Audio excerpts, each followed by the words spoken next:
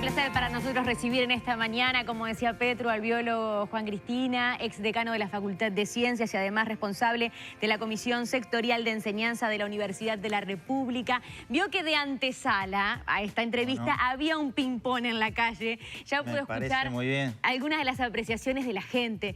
Y yo lo primero que le quiero preguntar es, ¿esto es común, la desconfianza que la gente siente, pese a que es tan necesaria hoy la vacuna en plena pandemia? No es la primera vez que pasa esto normal, me parece, por eso me parece muy importante y quiero agradecerles la importancia que tiene la prensa establecida, porque usted en las redes sociales puede encontrar todas las teorías de las cuales nosotros cuando trabajamos no miramos los anuncios ni de los gobiernos ni las redes sociales, ¿no? Por eso yo creo que hay que desmitificar un poco los temas de las vacunas.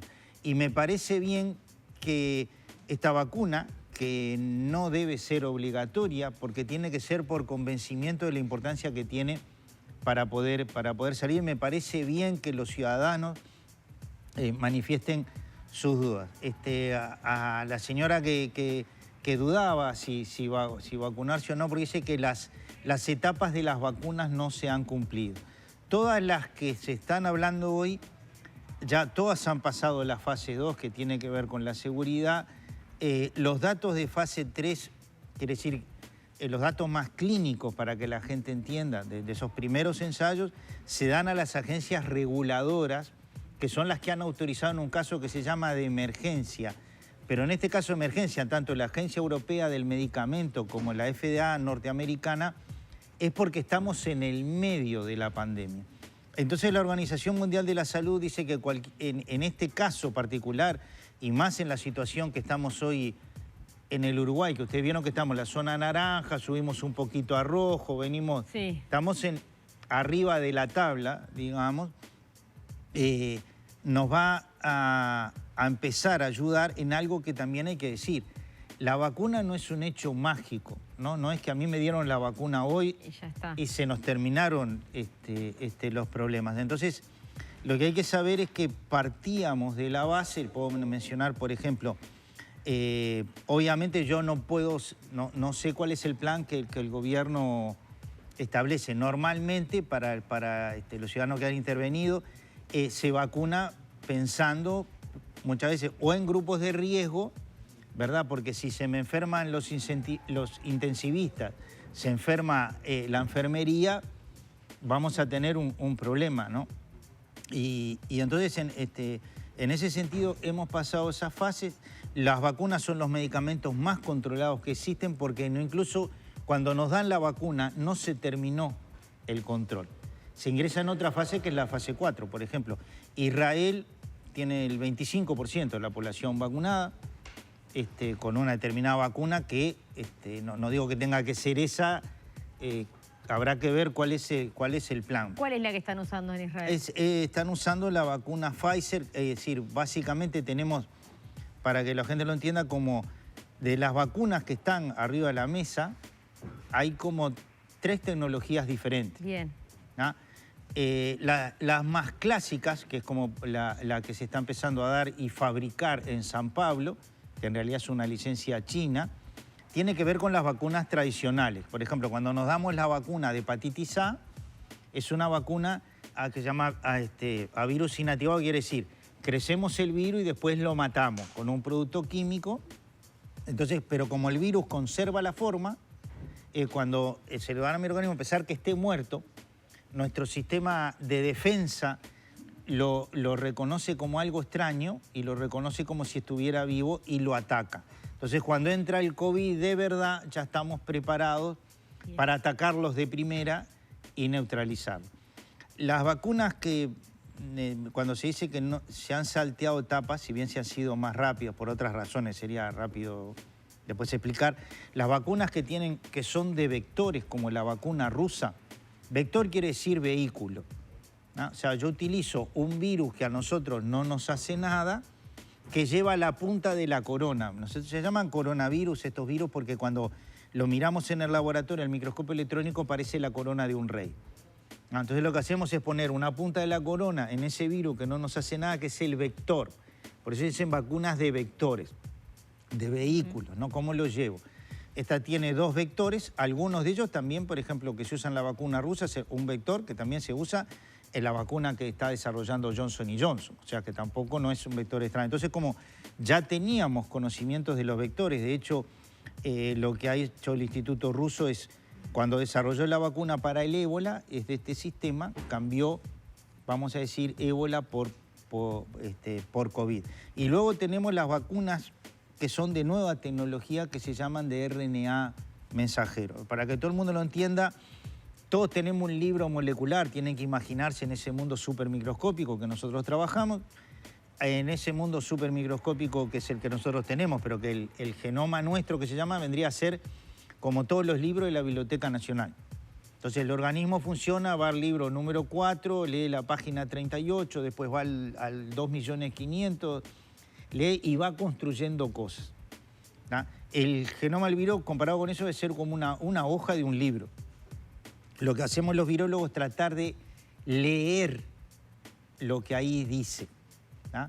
Eso lo hicimos para hacer el diagnóstico que hay hoy y también lo que hacemos es ese mensaje que está escrito en esa hoja es el que hace esas puntas de la corona, ¿no? Entonces lo que hacemos es introducir dentro de la célula esa hoja que la célula va a leer entre todas las hojas que lee de nosotros. Entonces va a ser esa punta de la corona. Cuando la célula muestre que existe esa corona, nuestro sistema inmunitario se activa porque se da cuenta que eso es algo extraño, ¿tá? Y eso es lo que genera la respuesta inmunitaria. Todas, es decir, yo creo que no se puede, nosotros no trabajamos por si la vacuna está hecha en Rusia, en China, en Estados Unidos, y usted no se puede vacunar según le guste el gobierno de cada uno de los países que existen o no le gusta el gobierno inglés. No funciona así para nosotros como no funcionan las redes sociales que, como toda tecnología, tiene sus cosas buenas y sus cosas malas. No hay tecnología neutra y ese es un poco el tema. Las vacunas también tienen 10 veces de costo entre una y otra. Por eso demonizarlas, así sea que nosotros las vamos a usar, pero puede haber países hermanos que, por ejemplo, imagínense que hay países en los cuales desierto, montaña, selvas de mucha temperatura, llevar logísticamente una vacuna que tiene que ser conservada a menos 70 grados centígrados, no es lo mismo que en un país pequeño que igual tendríamos que adaptar. Se evaluará, ¿no? Porque las vacunas que nos damos normalmente en el esquema de vacunación, Uruguay tiene amplia experiencia, básicamente son vacunas que se guardan en la temperatura de la heladera, entre 2 y 8 grados, ¿no? Ya hay vacunas como la de Moderna que precisaríamos menos 20 grados centígrados, que es más o menos la temperatura del freezer, cuando guardamos las cosas en el freezer, y la de menos 70 ya son palabras mayores, ¿no? ¿Qué se necesita para la Se necesitan contenedores especiales, se necesitan freezer especiales que bajan a esa temperatura, traslados con hielo, probablemente con hielo seco, que son que nos ayuda a mantener, digamos, son hielo de anhídrido carbónico que es muy frío. O sea que todas esas cosas seguramente, lo que hay que entender es que Uruguay tiene una comisión asesora nacional de vacunación digamos, de inmunización, integrada por colegas de distintas procedencias que tiene amplia experiencia, en la cual yo confío ampliamente que recomendarán las más adecuadas. ¿Todas son seguras? Las vacunas que se están hablando son seguras, lo cual, a ver, nosotros no tenemos los 3.300.000 historias clínicas, que eso quiero decir. Y para eso yo creo que una de las cosas que no tenemos que hacer, es decir, en los distintos grupos de riesgo, normalmente una de las estrategias es vacunar por grupo de riesgo, como yo les decía, es decir, si se me enferma toda la enfermería, se me enferman los intensivistas, por más camas de CTI que tengan, no los puedo atender. Obviamente si se me enferma personal que es muy importante por funciones dentro del Estado. Está en la primera línea, digamos. Digamos, la primera línea, utilizaré una determinada vacuna. Los fenómenos de alergia, o incluso recientemente está escrito en adultos muy mayores, por ejemplo en Noruega, hay unos casos de algunos adultos mayores que han fallecido con las vacunas de tecnología de ARN, pero no sabemos si el fallecimiento es por otras comorbilidades. Entonces, lo que hay que entender es, cuando el virus entra, no entra en entra en una población general. ¿no? Y en la población general tenemos ciudadanos que pueden tener lo que se llama comorbilidad, quiere decir otras condiciones de salud. Entonces, bueno, en las cuales también uno tiene que consultar a su médico, ¿verdad? Por eso es lo que ya hablamos de la inmunidad de rebaño. ¿Para qué es la inmunidad de rebaño? Porque yo con mi acción cívica de vacunarme, la estoy protegiendo a usted que de repente tiene una diabetes impresionante y no se puede vacunar o ha sido recientemente trasplantada o tiene unos procesos de enfermedad respiratoria aguda.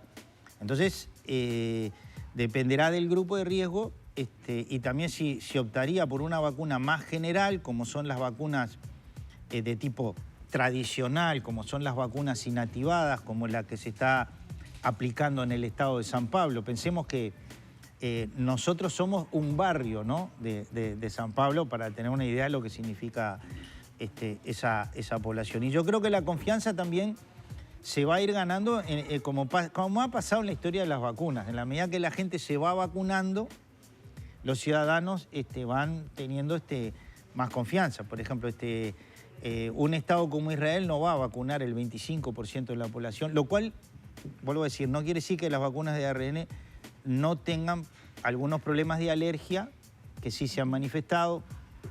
Puede ser por distintos componentes que tiene la vacuna, que son leves a moderadas. Ahora, siempre hay un costo-beneficio. Es decir, si yo tengo un grupo de riesgo que digo, bueno, yo puedo, en los pacientes que aparezca la alergia leve, bueno, la puedo controlar, es mayor el beneficio de la vacuna, porque si soy mayor de 65, obviamente estoy en un grupo de riesgo, ¿no? Mucho mayor y quizás pudiera optar por una... Digo quizás porque no quiero intervenir, en mi opinión personal, no quiere decir que el gobierno tenga que hacer esto. Si fuera una vacuna más para gente joven, dice, bueno, pero la vacuna, por ejemplo, una vacuna que tiene un 60%, una vacuna que tiene un 60% de efectividad, un 60% de efectividad, un 50%, como dice la OMS, en un periodo pandémico que tenemos una curva ascendente, es muy importante. No es menor, ¿no? Esas vacunas normalmente no tienen estas contraindicaciones de alergia, sí, etc. Entonces, ese pool de vacunas de las 3 tecnologías dependerá del plan que querramos hacer. Ahora, sí, creo que es importante porque creo que es convencer, creo que esto tiene que ser por convencimiento. Si nosotros no logramos convencer, es decir, no creo que estas cosas no pueden ser por imposición. Evidentemente, no todos tenemos las mismas condiciones de salud y cada médico también, en el caso de los pacientes y sobre todo adultos mayores, por ejemplo, las vacunas, tampoco la gente pregunta, bueno, pero ¿qué pasa con las mujeres embarazadas? ¿Qué pasa con ciertos grupos? Las vacunas no han sido, no tenemos suficientes datos todavía en grupos específicos.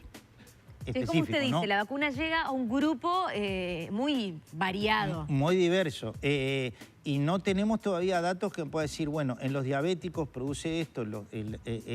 Entonces yo creo que, evidentemente, cada compatriota que tenga dudas, lo mejor que puede hacer es consultar a su médico. Bien, se habla de una vacuna, de varias vacunas. Usted, personalmente le estoy preguntando, ¿qué cree que sería conveniente para nuestro país? Yo creo que uno puede emplear varias vacunas, incluso puede emplear distintas vacunas a lo largo del tiempo. Eso no es la primera vez que ocurre. Por ejemplo, las vacunas de neumococos que nosotros nos damos en el esquema de vacunación, hay una vacuna que nos dan cuando es niño y otra que es distinta cuando somos adultos, ¿no? Entonces, creo que si vamos por los grupos de riesgo, podría pensar en algunas vacunas en particular. Si usted va por una vacunación en general, viendo los costos y también los temas logísticos, ¿no? Porque no es tan fácil resolver el asunto. Quizás yo iría por vacunas de virus inactivados. Por ejemplo, si tengo que vacunar voluntariamente a la gente joven, por ejemplo, ¿no? Entonces, las vacunas de vectores y las de ARN también nos dan, esta pregunta me la hacen todos los años para la gripe, ¿no? Que me dice, pero doctor, dice, yo me vacuné contra la gripe, igual me enfermé. Bueno, primero habría que ver si justamente se enfermó cuando se dio la vacuna o exactamente antes ya estaba de con eso. Entonces, por eso tampoco creer que las vacunas, esto lleva su proceso hasta que la población genera esa inmunidad que se llama de rebaño, porque en realidad lo que hacemos nosotros vacunándonos es proteger de repente algunas de las personas que están aquí que no se pueden vacunar por su condición médica. Nosotros hacemos como una protección general. Eso es un poco la idea, pero normalmente las vacunas que son de vectores o estas de RNA generan, bueno, afortunadamente por un lado, una eficacia muy grande porque tiene una reacción de nuestro cuerpo inmunológica muy fuerte. Eso también hace a los efectos secundarios, ¿no? Que no puede decir, no, pero digo, yo me di la vacuna de RNA y tuve unos días con fiebre. Puede ocurrir, no ocurre, a ver, esto ocurre en un porcentaje pequeño de pacientes, pero es lo mismo que pasa con las otras vacunas. Ahora, bueno, imagínese que si ese es el síntoma que tuvo y después no tuvo más problema, ¿cómo sería la enfermedad? Sobre todo en los grupos de riesgo. Uno podría pensar que quizás, también es a título personal, pero en esta charla que estamos teniendo, que el Poder Ejecutivo podría decir, bueno, compremos algunas vacunas, por ejemplo, para la franja de gente más joven, de un 60%, y una de un mayor porcentaje para los grupos más de riesgo. Estamos hablando de las personas mayores, el personal de la salud, que está en la primera línea. Sí, evidentemente. Realmente todos los colegas, la enfermería, los auxiliares, los médicos, las nurses están en el sistema sanitario, están en un momento muy complejo, ¿no? O sea que yo creo que ese es un primer grupo que no debemos olvidar, y puede ser, como usted dice, puede ser una estrategia de ese estilo. Atada a costos además, ¿no? Porcentaje, atada también a costos y a los temas también logísticos que se pueda... Nosotros, ahora Uruguay siempre ha sido un país muy serio con las vacunas, tiene uno de los mejores esquemas de vacunación del mundo. Pensemos que... Y esto no es algo que quiero decir sobre la importancia de las vacunas, que no es hace mucho. Si usted tiene que en 1974 solo el 5% de los niños del mundo estaban protegidos con todas las enfermedades que los pueden dañar mucho o matar, hoy llegamos al 85%. Entonces esas vacunas, dependerá de la eficacia de la vacuna, cuánta población tengo yo que vacunar, ¿no? Cuando tengo una eficacia muy grande, puedo vacunar menos y tener una respuesta más fácil. Todo eso hay que ponerlo en consideración, pero una vacuna más amplia para determinado grupo me puede bajar. Ahora, también quiero decir que los ciudadanos pueden decir, supongan, vino la vacuna, nos empezamos a vacunar, y dice, pero doctor, llevamos 15 días vacunándonos y la curva no baja. Bueno, eso porque es todo un proceso, ¿no? O sea, no es un hecho... no es magia. No, acá es ciencia, no es magia. Perfecto. Entonces, creo que todo eso hay que tenerlo en consideración, pero sí las vacunas que tienen distinta procedencia, son todas aplicables a la realidad uruguaya.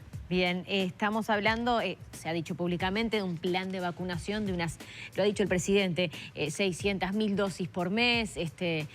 ¿Qué le parece personalmente también este plan de vacunación en caso de que lleguen y se comiencen a aplicar estas dosis masivamente? A ver, no sé si el señor presidente dijo esas... Dijo que era un plan ambicioso personas, y dijo 600.000 dosis por mes. Perfecto, pero también dentro de ese plan tiene que pensar que no... usted puede tener una estrategia, por ejemplo, empezar por grupos de riesgo. Puede llegar a esos 700.000. Entonces, como le decía, puedo usar una primera vacuna para un grupo... lo que creo, y otra vacuna para otro grupo. Incluso cuando baje la curva puede incluso cambiar de vacuna. Entonces esto es una estrategia, sí, yo espero que sea un plan ambicioso como dice el señor presidente, porque realmente lo necesitamos, ¿no? ¿Cuándo debería de llegar la vacuna, Cristina? A ver, la vacuna debería llegar... Mañana. Esto cuanto antes mejor, ¿verdad? Cuanto antes comencemos es mejor, teniendo claro que no es un acto mágico que al otro día, o sea, tenemos para el tapaboca, en mi opinión personal, para un buen rato todavía. No debe ser fácil elegir una vacuna en este momento o varias vacunas. Usted que está en la ciencia y que nos ha explicado, y le agradezco muchísimo por estos minutos, nos ha dejado de manifiesto eso. A veces uno dice, ¿por qué no compran? ¿No? Quien está en su casa y quien se quiere vacunar, quien no quiere morir de COVID-19, quien es población de riesgo, hoy dice eso. Por favor, la gente pide a gritos la vacuna.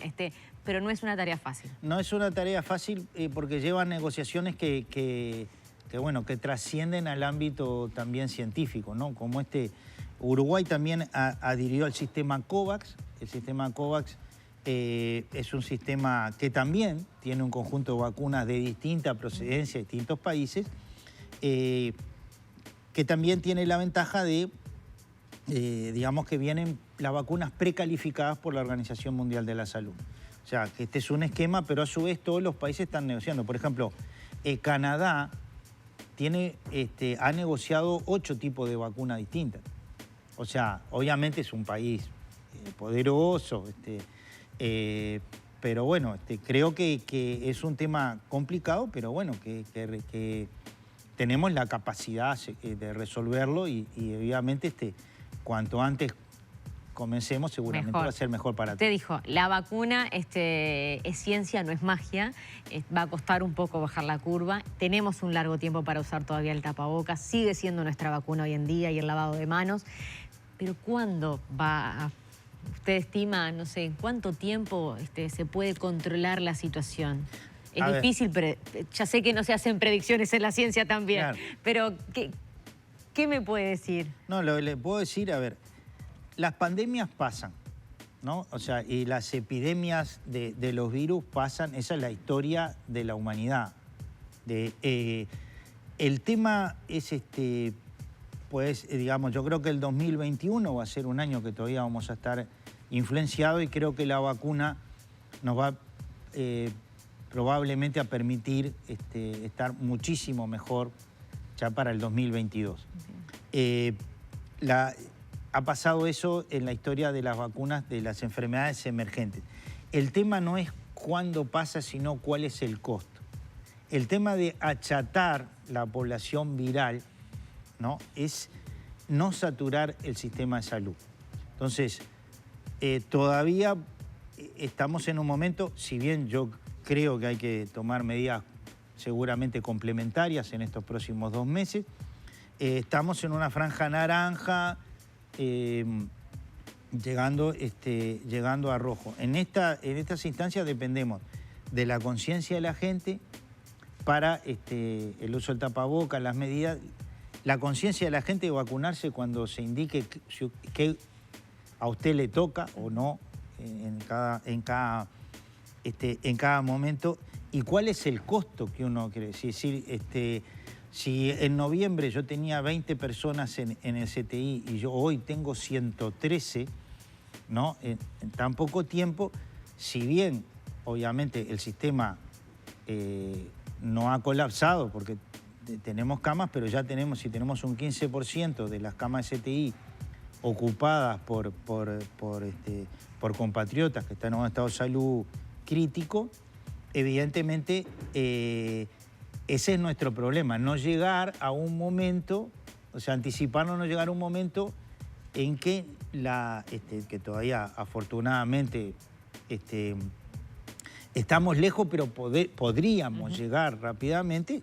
Hay que tener en cuenta cuál es el costo. Entonces el costo tiene que ser de que cada vida importa y hacemos lo imposible por testear y por ayudar a todos los pacientes, ¿no? Y eso es un poco. Entonces yo creo que en realidad